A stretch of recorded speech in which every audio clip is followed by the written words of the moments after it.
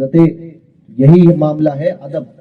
حضور صدر الشریعہ بدر طریقہ مولانا امجد علی خان اعظمی رحمۃ اللہ تعالی علیہ، حضور محدث کبیر کے والد ماجد، اعلیٰ حضرت کے شاگرد اور خلیفہ. ایک مرتبہ حضور صدر الشریعہ رحمۃ اللہ تعالی علیہ حمامہ شریف باندھ رہے تھے. کوئی خادم تھا یا کوئی شاگرد تھا، اس نے عرض کی حضور آپ تو حمامہ شریف بڑا اچھا باندھتے ہیں، بہت خوبصورت باندھتے تھے. کہنے لگا حضور آپ تو حمامہ شریف بڑا اچھا باندھتے ہیں، مفتی اعظم صاحب تو یوں ہی لپیٹ لیتے ہیں. کہنے لگا حضور مفتی اعظم حمامہ یوں ہی پہن لیا کرتے تھے اور پھر بھی ان کے حسن کا کوئی جواب نہیں. سبحان اللہ سبحان اللہ. کہنے لگا کہ آپ تو ایسا باندھتے ہیں خوبصورت، اور مفتی اعظم صاحب تو یوں ہی لپیٹ لیتے ہیں. حافظ حضور صدر الشریعہ نے جیسے ہی سنا فرمایا کمبخت میری نگاہوں سے دور ہو جا، دور ہو جا میری نگاہوں. کہنے لگا حضور کہتے ہیں تو میرے سامنے کھڑے ہو کر حضور مفتی اعظم کی بے ادبی کرتا ہے. حضور مفتی اعظم کی تیری جرت کیسے ہوئی میرے سامنے میرے پیرزادے کی گستاخی کرنے کی. فرمایا نکل یہاں سے، دور ہو جا. اس نے معافی مانگی، کہا کوئی معافی نہیں ملے گی، جا یہاں سے.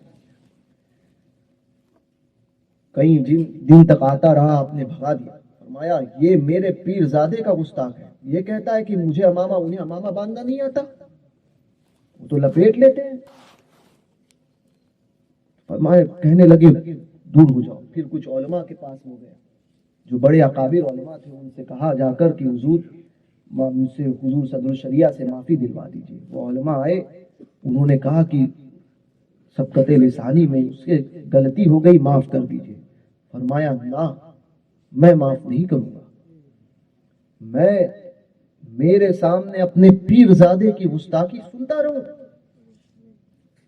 اور پھر یہ کہ اس پر اسے معاف کر دوں؟ نہ، میں نہیں کر سکتا. ہاں ایک صورت ہے کہ وہ جائے اور حضور مفتی اعظم سے معافی مانگے. اگر حضرت معاف کر دیں گے تو میں کچھ سوچ سکتا ہوں.